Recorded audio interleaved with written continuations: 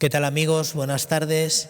Bienvenidos a este espacio que dedicamos aquí en el canal diocesano de televisión y en Radio Santa María de Toledo, este espacio que se llama Escuela de Oración, en el que nuestro arzobispo, don Francisco Cerro, nos va llevando de la mano por este largo itinerario de vida cristiana, donde vamos descubriendo pues todas las maneras en las que Dios se acerca a nuestra vida, todos los modos como nosotros podemos acceder a Dios. Se trata de la entrega 144. Y en esta última temporada, como bien saben, estamos haciendo un recorrido por los personajes de la Sagrada Escritura. Hombres y mujeres que vinieron antes de la plena manifestación de Jesucristo y, como nos dice el autor de la carta a los Hebreos, se desenvolvieron todo lo mejor que pudieron sin poder participar de la plenitud de la vida de gracia de la que participamos nosotros. En estas dos últimas entregas hemos estado repasando al profeta Jeremías. En la tradición castellana o en el refranero castellano pasa por ser una persona llorona, una persona que se lamenta bastante. Los más clásicos recordarán una expresión que era llorar como un Jeremías o lamentarse como un Jeremías. Jeremías es un hombre que se duele y que se dirige a Dios en medio del dolor y en medio de los pequeños sufrimientos. Esta segunda entrega del profeta Jeremías nos habla de su confesión ante Dios, en la que recuerda su vocación, cómo el Señor le llama y el modo en que el propio Jeremías se dejó seducir por él, pese a las incomprensiones y las persecuciones que sufrió. La respuesta a la llamada persevera, pese a todo lo demás. Para presentarnos este aspecto de este personaje sagrado, no del todo conocido, o por lo menos no con el renumbrón que tienen otros personajes, nos acompaña esta tarde don Juan Félix Gallego. Él es escriturista y él es el que mejor puede acercarnos a la manera en la que Jeremías experimenta la llamada de Dios y cómo Dios va trabajando en su vida.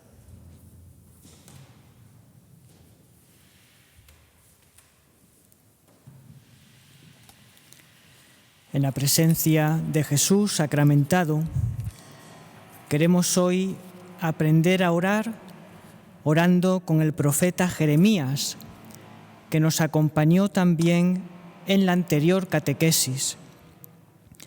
Hoy lo hacemos escuchando la que ha sido llamada la quinta confesión de Jeremías. Entre los capítulos 11 y 20 de su libro encontramos salpicadas 5 oraciones en las que el profeta abre a Dios su corazón. En su presencia descarga toda su emotividad y la tensión interior que está viviendo ante el aparente fracaso de la misión que se le había encomendado. Dios le había llamado cuando él era un joven de 17 años y va a desempeñar la función profética durante los 40 años siguientes, en un momento crítico para el pueblo de Israel. La llamada apremiante a la conversión que hace el profeta no va a ser secundada por el pueblo.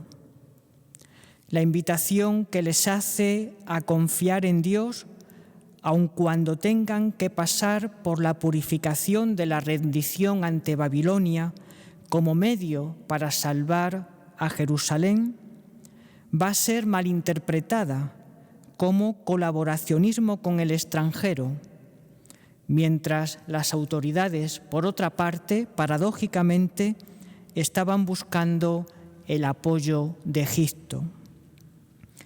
La dureza del corazón del pueblo y sobre todo de sus dirigentes van a precipitar en la ruina a toda la nación. Y Jeremías va a presenciar todo esto, impotente, rechazado por sus parientes y amigos, hecho objeto de burla, de juicio y de castigo, azotado, encarcelado, anegado en una cisterna llena de cieno. Muchos han comparado la vocación el ministerio y la pasión de Jeremías con los del misterioso siervo de Isaías, y mucho más con el ministerio y la pasión de Jesucristo. Las experiencias por las que tuvo que pasar Jeremías hicieron mella, como no podía ser de otro modo, en el espíritu sensible del profeta, y él desahoga su alma en la oración. En esta quinta confesión ante Dios, Jeremías interpreta en términos de amor la llamada que Dios le hizo al ministerio profético. Me sedujiste, Señor, y me dejé seducir. Me forzaste y me pudiste. El profeta recuerda su vocación como un juego de seducción en el que Dios le buscaba y le atraía, y él luchaba con él resistiéndose a ello. Mira que soy un muchacho que no sé hablar. Es la reacción propia de quien no se ha dado a sí mismo la vocación.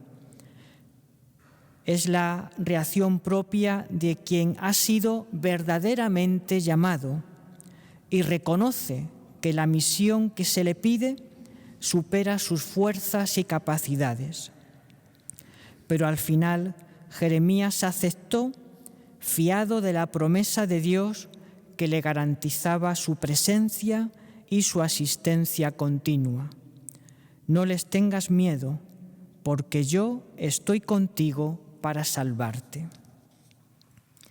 Sin embargo, la experiencia posterior del profeta parecía desmentir las palabras del Señor, porque su ministerio solo va a encontrar rechazo, incomprensión, persecución. Por eso en esta quinta confesión dirá Jeremías: he sido la irrisión cotidiana, todos me remedaban. La oposición que siente es tan fuerte que llega incluso a sufrir la tentación de abandonar. Yo decía: no volveré a hablar más en su nombre. Pero el celo por Dios, el amor con que el Señor le había atraído, era más fuerte que la tentación y que cualquier sufrimiento. Había en mi corazón, dice Jeremías, algo así como fuego ardiente, prendido en mis huesos, y aunque yo trabajaba por ahogarlo, no podía. Y así, pese a la aparente frustración personal y profética, la confianza en el poder de Dios arranca de Jeremías, en medio de su sufrimiento, un acto de esperanza contra toda esperanza. El Señor está conmigo como campeón poderoso. Mis perseguidores tropezarán impotentes. Señor, juez de lo justo, a ti he encomendado mi causa.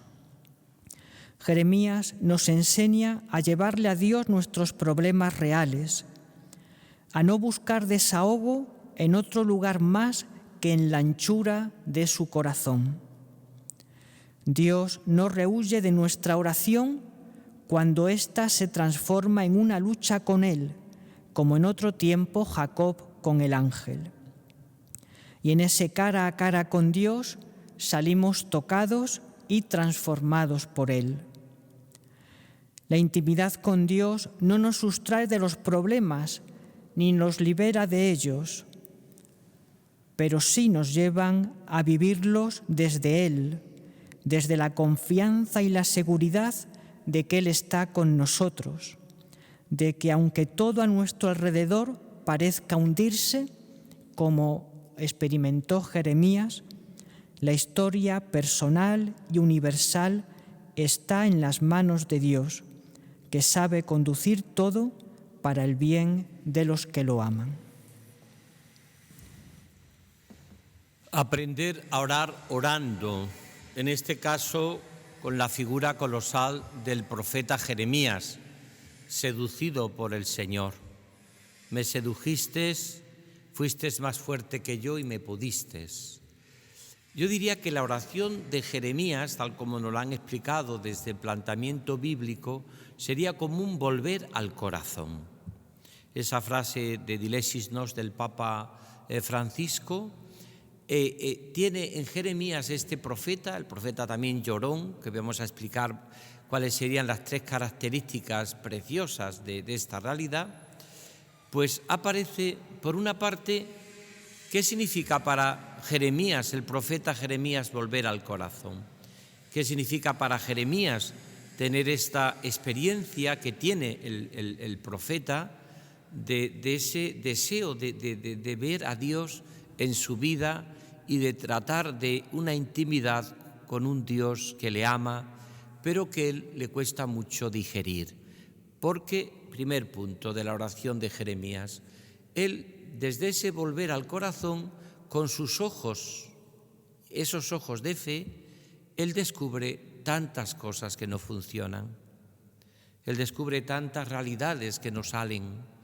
Él descubre, pues, cómo muchas veces en su vida tiene experiencia de dolor, de sufrimiento, de abandono por parte, incluso parece que Dios calla, ¿no? Eso que van a repetir los salmos continuamente: dime por qué, Señor, te callas, dime por qué ante el mal parece que no reaccionas, dime por qué. Pues todo eso lo vive en esa vuelta al corazón de Dios. Jeremías experimenta esto, que es bastante duro, y es unos ojos que le llevan a mirar con el corazón una realidad que le desborda, y que puede ser también el planteamiento que tenga un orante. Los que estamos aquí orando ahora en la adoración perpetua, los que tenemos todos los días nuestro rato de oración largo para digerir tantas y tantas cosas, nos planteamos como Jeremías. Por eso, claro, ante la realidad que él vive, él llora, tiene unos ojos enrojecidos de lágrimas. El profeta llorón mira una realidad que le desborda, y él ve cantidad de cosas que aparentemente parecía como que tenían que tener solución y que la solución no llega. Y por eso, en cierta manera, tiene una cierta actitud con respecto a Dios, casi de una cierta violencia verbal, podríamos decir, casi una lamentación continua, casi un decir, pero ¿por qué te callas, Señor? ¿Pero por qué no hablas? ¿Pero por qué no actúas? ¿Pero ves cómo esta sociedad, este mundo, esta realidad que se nos va de las manos? Pero dime, Señor, ¿por qué? Y siempre repetimos que los orantes nunca tienen que preguntarle al Señor el por qué, sino el para qué. Y cuando uno vuelve al corazón de Dios, como dice Dilesis, no sabiendo que nos amó, él va a ir poco a poco, Jeremías, situando su vida desde los ojos de la fe. Podemos decir que la primera mirada de volver al corazón de Jeremías es una mirada de fe creyente de la realidad. Eso que se habla tanto y que se dice, una mirada creyente de la realidad. Eso él, aunque le cuesta digerirlo, es lo que trata en un primer momento. Porque claro, él no puede mirar a otro lado. Él además es un hombre que se ve que está hecho para la ternura, para el amor humano, para casarse, para tener hijos, y que Dios le mete en una situación incluso hasta de quedarse soltero, de celibato, de no tener aparentemente toda esa capacidad de ternura y de amor que Dios parece que le da, parece que no le encamina hacia un aspecto que podríamos decir de un camino del matrimonio, que sería el camino más natural y más que podía él vivir en esa realidad. Sin embargo, él vive como contracorriente, vive con una mirada de fe que le lleva a querer vivir con los sentimientos de Dios, pero tiene en su corazón una especie como de escándalo, que a veces le puede también pasar al orante, esa especie que es un escándalo, según la Biblia, lo hemos dicho muchas veces, es como esa piedra de tropiezo que tienes para no creer. Tienes como una piedra de tropiezo, algo que te impide creer, algo que te impide seguir adelante, algo que te impide saber de quién te has fiado. Y en ese sentido, Jeremías pues vive esta experiencia en su propio corazón. Él tiene que tener una mirada creyente a la realidad de la vida, pero le cuesta digerirla porque descubre el mal, el sufrimiento, la muerte, el que no salen las cosas bien, el triunfo del malvado, el por qué Dios se calla, el por qué a veces los proyectos de Dios no se cumplen tan rápidamente como él creía.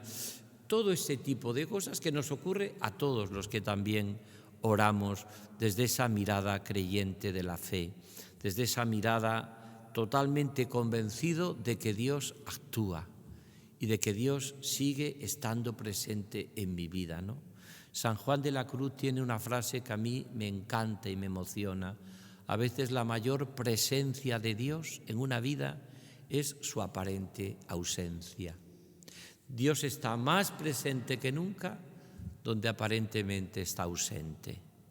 Y por eso el místico, como Jeremías también, que es un místico, recrea mucho el entorno de la noche, de la oscuridad, de que no veo, de que me parece que voy a tientas, de que voy a oscuras, y por eso recurre al llanto, a la lágrima, al desasosiego en cierta manera, a descubrir un Dios que aparentemente parece que no le importa mi vida y que no le importa nada, y el pueblo que sufre, y desfallecidos de hambre, como dice algún texto, donde quiera que voy, y parece que todo el mundo vaga sin sentido por el país. Toda esta actitud del corazón, en cierta manera lastimado de Jeremías, es el corazón lastimado del hombre creyente que solamente tiene como medio para salir de esta realidad una profunda mirada de fe a todas las realidades que vive.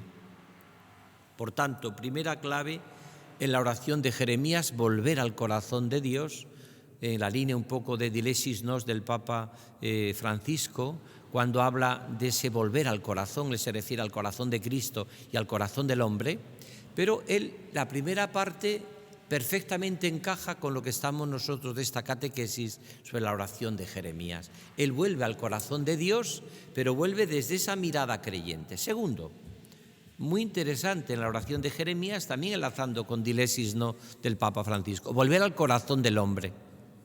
Volver al corazón del hombre.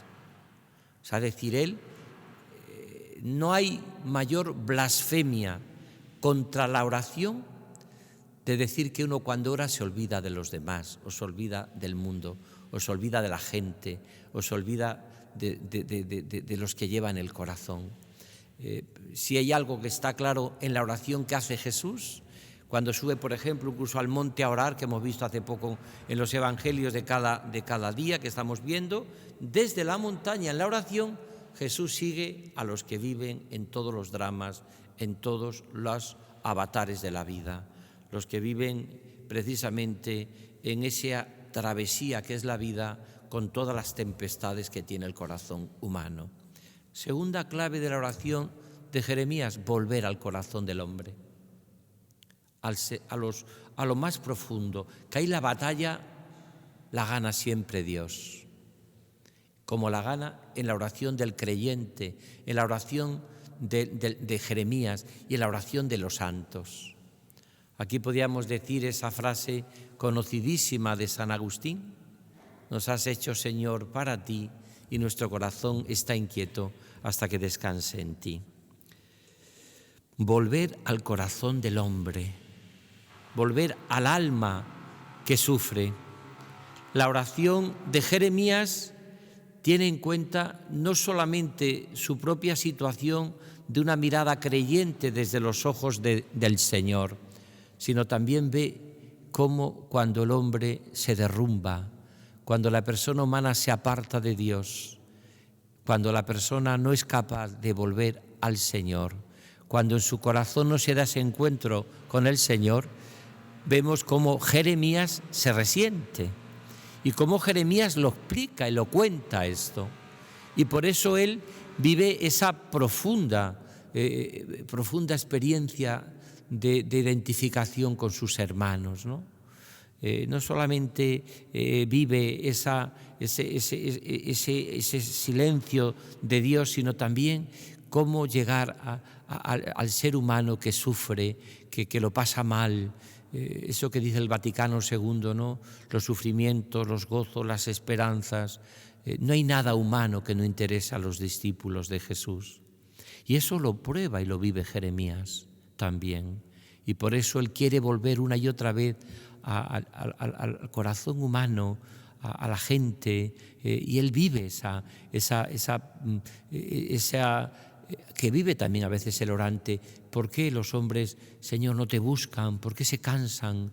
¿Por qué muchas veces evangelizamos aparentemente y queremos llevarte a los demás y parece que a los demás le interesa muy poco la fe? ¿Por qué muchas veces el hombre de nuestro tiempo no es capaz de descubrir que necesita de Dios? De ese Dios que no ha existido sin amarme, de ese Dios que me ha hecho a mí el centro y cumbre también de su vida. Dios me ama y me quiere. Dios no ha existido nunca sin que yo sea el centro de su vida y de su corazón. Somos cada uno de nosotros preciosos para Dios. Tu vida, la vida de cada ser humano es preciosa para Dios. Y a veces esto no nos convencemos, sobre todo cuando aparece el sufrimiento en el corazón humano. Y esa es la segunda gran, tremenda drama que vive Jeremías y que vive también el orante, el místico. Porque el místico también experimenta, el hombre que tiene una relación profunda con Dios, experimenta muchas veces también en su soledad, en su sufrimiento, experimenta también todas estas realidades que se ve y se descubren, ¿no? Este sufrimiento de esta humanidad tremenda, ¿no? Jeremías es un hombre hecho para la ternura, hecho para no sufrir. Bueno, como estamos todos. Sufrimiento siempre para nosotros es algo que es como una especie de bomba atómica en el corazón humano, pero que no estamos hechos para sufrir. El sufrimiento entra por el pecado y la desobediencia a Dios, pero Dios quiere un mundo sin dolor y sin sufrimiento.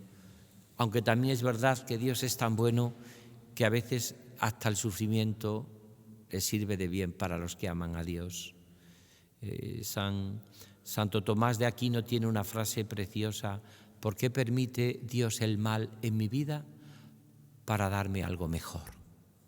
Es verdad que esto, cuando uno está sufriendo en su corazón o ve sufrir en los demás, no está para muchas lindeces espirituales, es verdad. Cuando uno está sufriendo y está mal.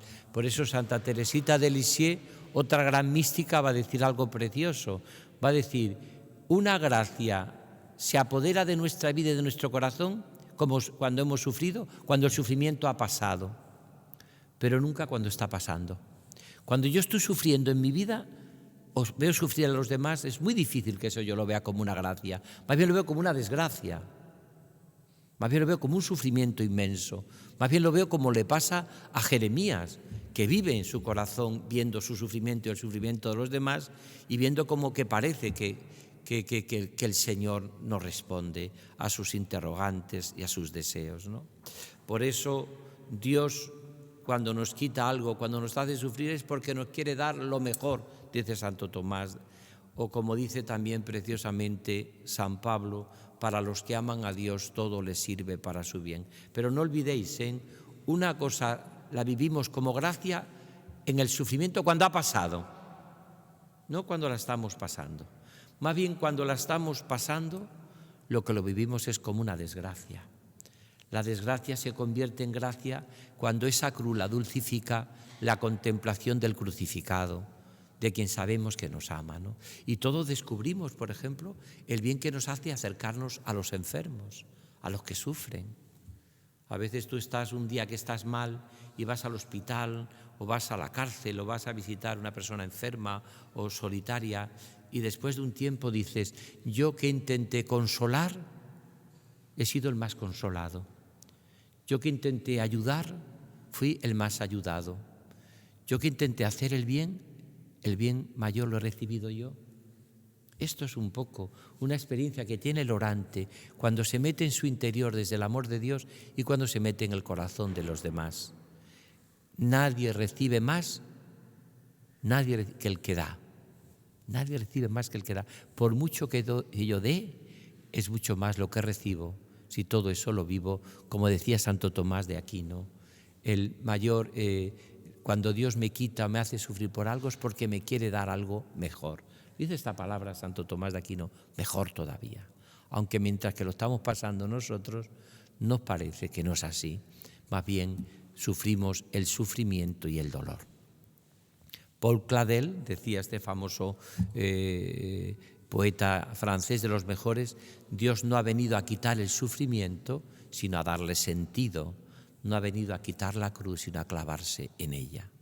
Pero cuando yo con Él me identifico con su sufrimiento, me crecen al corazón del orante las alas del amor y de la libertad. Y con tan buen amigo, como decía Teresa de Jesús, todo se puede padecer. Y termino, tercero. La tercera y última clave de la oración de Jeremías es, que lo ha explicado muy bien tanto la presentación que ha hecho el director de Radio Televisión Diocesana como también el biblista, lo han dicho los dos. A mí me parece que ha sido preciosa y es esto. Lo que viene a descubrir en la oración Jeremías es que los proyectos del corazón de Dios subsisten de edad en edad y no son vencidos por nadie. Esta para mí es la tercera y última clave de ese volver al corazón con dilesis nos que estamos viendo también Jeremías, ¿no?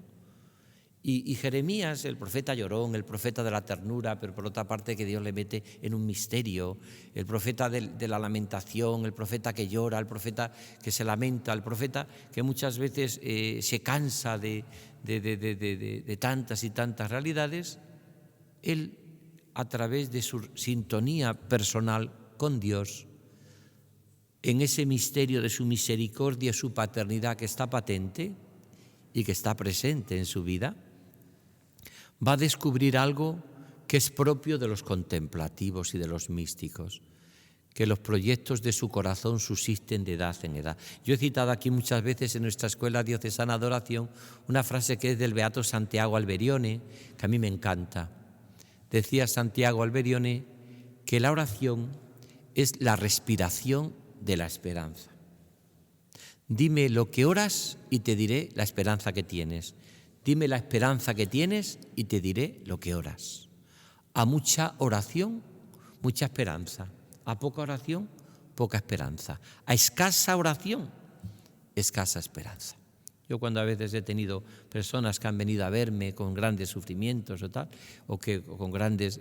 ¿Cuánto tiempo hace que no rezas? Pues si no, pues es muy difícil que una persona que ha dejado en su vida esa sintonía de amor a Cristo, que esté convencido que los proyectos de su corazón subsisten de edad en edad. Para Jeremías, volver al corazón es volver a una mirada de fe desde la realidad, es un volver también al corazón de Dios y al corazón humano, sobre todo al corazón humano, lleno de sufrimientos, lleno de problemas, a veces lleno de sinsabores, y estar cercano a la gente que sufre y mantenerse unido a ellos. Esa frase que es tan preciosa, cada vez que yo llamo a Dios Padre, Él me pregunta, ¿dónde están tus hermanos?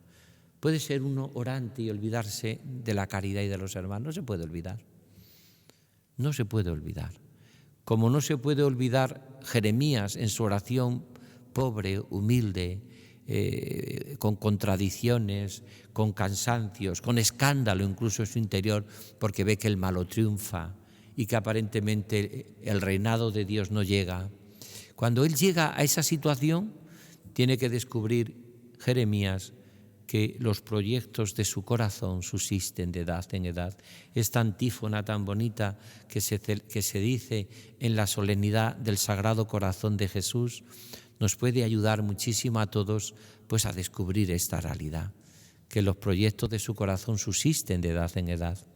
Mirad, cuando uno es una persona orante, cuando uno descubre que tiene que tener todos los días un tiempo dedicado para Dios, quien dice que no tiene tiempo para Dios es porque Dios ha muerto en su corazón hace tiempo.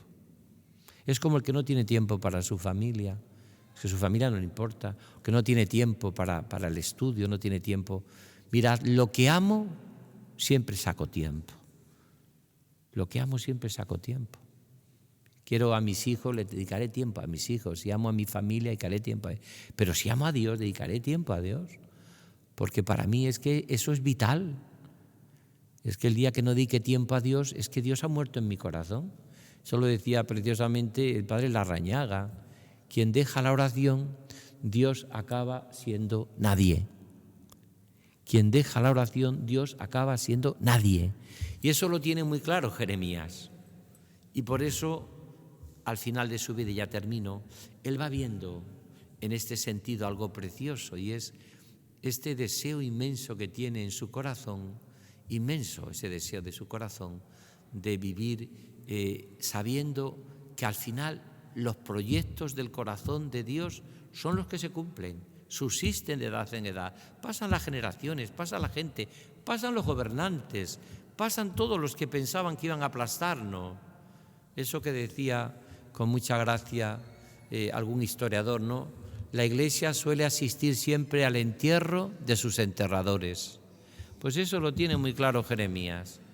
La Iglesia siempre suele asistir al entierro de sus enterradores.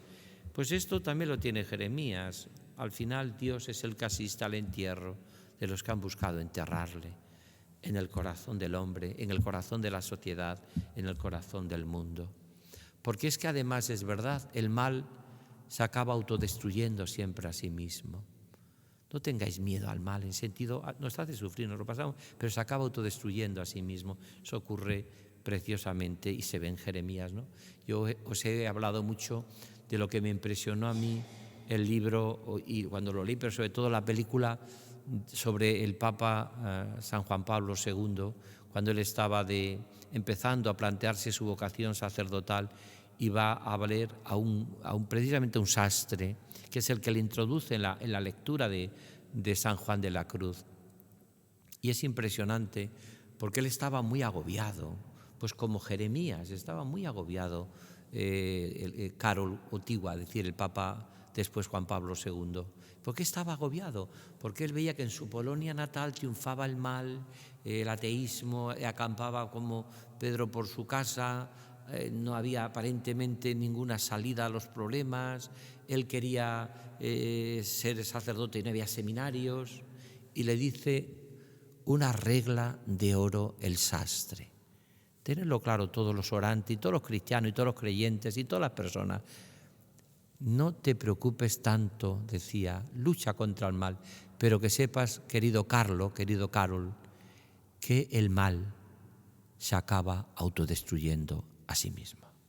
Y así fue. No hubo que mandar grandes cosas porque a poco después cayó el telón de acero, cayó el comunismo en Polonia, cayó también el muro de Berlín. ¿Quién iba a pensar en tan poco tiempo que aquella angustia que tenía Caro, que todavía no era ni siquiera seminarista cuando el sastre se lo dice? Algo parecido le ocurre a Jeremías. Jeremías está con esa angustia, con esa actitud de su propia vida, de los demás, del corazón humano, de lo que está pasando en Jerusalén.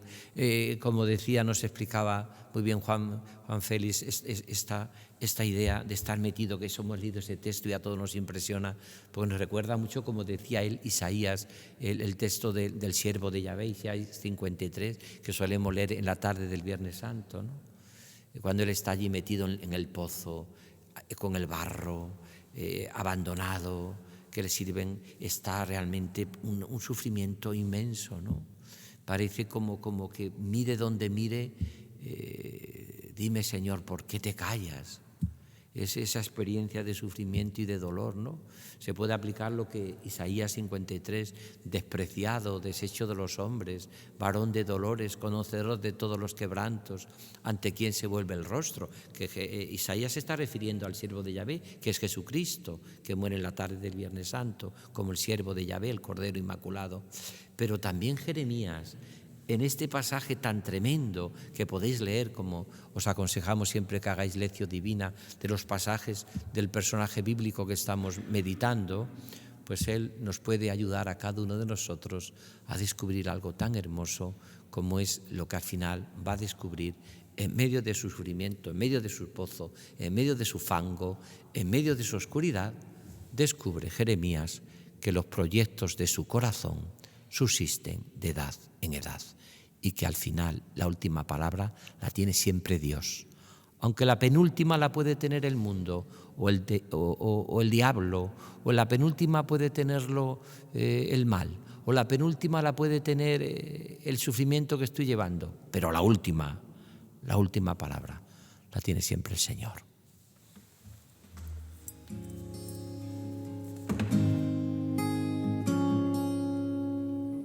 Me puede faltar todo en la vida, me puede faltar hasta la vida, pero nunca quiero que me falte el deseo de amarte hasta el final. Hasta la locura te amo, Señor. Ya no quedan dudas en mi corazón de que te amo, de que te amo, Señor. Quiero amarte hasta el extremo, sin reservas, darme por entero, como los que se han enamorado. Yo te canto, mi amado, hasta el final. Hasta la locura te amo, Señor. Ya no quedan dudas en mi corazón de que te amo, de que te amo, Señor.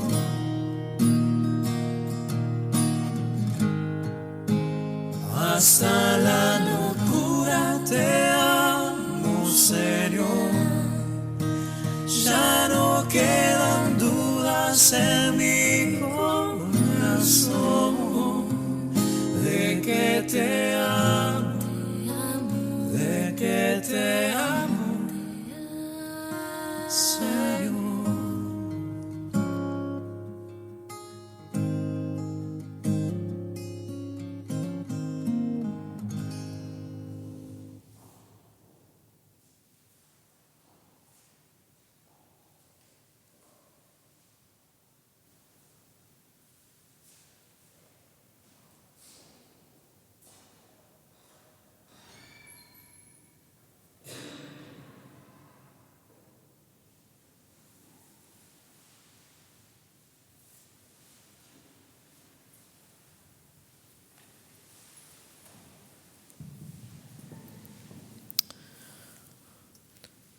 Pues tal y como veíamos o tal y como hemos escuchado, Jeremías es un hombre que intenta descubrir a Dios en las cosas que pasan en el mundo más cercano, a su alrededor.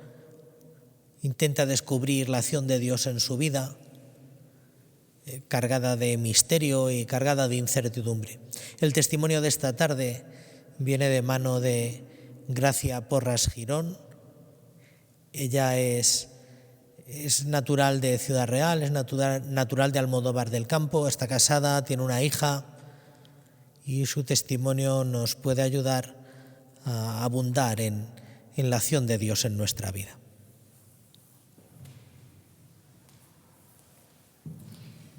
En presencia del Señor sacramentado y con la venia de mi queridísimo señor arzobispo primado, don Francisco, voy a dar este testimonio con todo mi cariño. Nací en Almodóvar del Campo el 11 de enero de 1959. Era la nieta mayor de Juan Gijón Soriano. Me bautizaron 3 días después y me pusieron el escapulario del Carmen. Mis padrinos eran Jesús Imarro García de la Santa y Isabel Moreno, la hermana de mi abuela. Una gran mujer a la que le debo todo en mi vida. La Iglesia había hecho la importante tarea de poner de acuerdo a 2 familias, los historiadores y los notables del pueblo, en quién y por qué. El juez de Ciudad Real se llamaba Juan Bautista Simarro García de la Santa y era el principal de la familia de San Juan Bautista, hermano de mi padrino, Jesús Simarro García de la Santa. Se decidió hacerme una tutoría legal porque había que elegir a una persona que fuera la responsable de las 2 familias. Yo sería educada por Jesús Simarro y por Isabel. Él se encargaba de los hombres, de la educación de los hombres, mientras que ella se encargaba de la educación de las mujeres de la Orden Tercera. Vivíamos frente al Carmen y se ocupaban de todo lo relacionado con la Iglesia del Carmen. Él era director de la Caja de Castilla-La Mancha. Me enseñaron a leer y a escribir en la casa primitiva de los carmelitas descalzos, donde vivían don Manuel y doña Carmen, y donde se habían celebrado los primeros capítulos de la descalcez con San Juan de la Cruz. 4 años, de los 4 hasta los 6, que pasé a las Agustinas, y estuve hasta la inauguración del instituto por los García de la Santa. Ellos, sobre todo Josefina y doña María Teresa Pitamón, sobrina del ministro, fueron los que más marcaron mi vida, mi juventud y todas las tareas que se me fueron encomendando en el pueblo. Empecé a dar catequesis en una ermita en la periferia, junto con las Agustinas y los Carmelitas. Era un barrio muy problemático y ellas me ayudaron muchísimo para hacer de mí una gran evangelizadora. Tenía con ellas la oración personal y muchísimas horas de adoración al Santísimo. En el año 2000 soy formada y acudo a Madrid, y en el año 2000 se me pide por don José Luis Moreno que me implique en el Congreso Internacional Maestro Ávila, y se me presenta como familiar de San Juan de Ávila.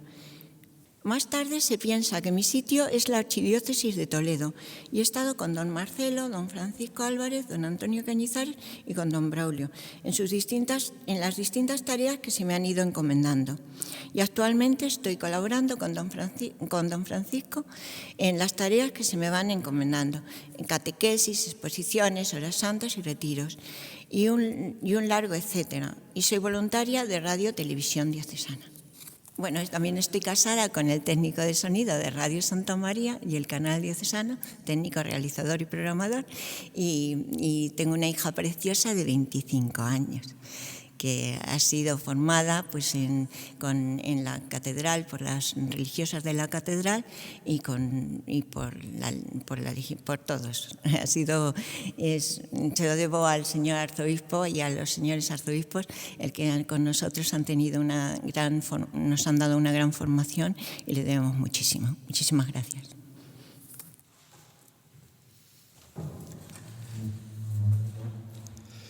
El testimonio precioso, sencillo, pero profundo y hondo, pues nos indica a todos nosotros cómo desde nuestra vida ordinaria, desde nuestra vida real, podemos vivir esa unión íntima con Jesucristo, ¿no?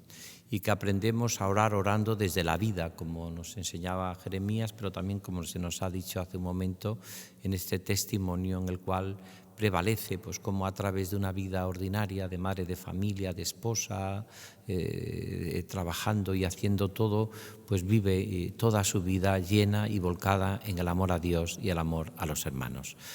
Pues hasta dentro de una semana en que seguiremos meditando con los grandes maestros de la Biblia.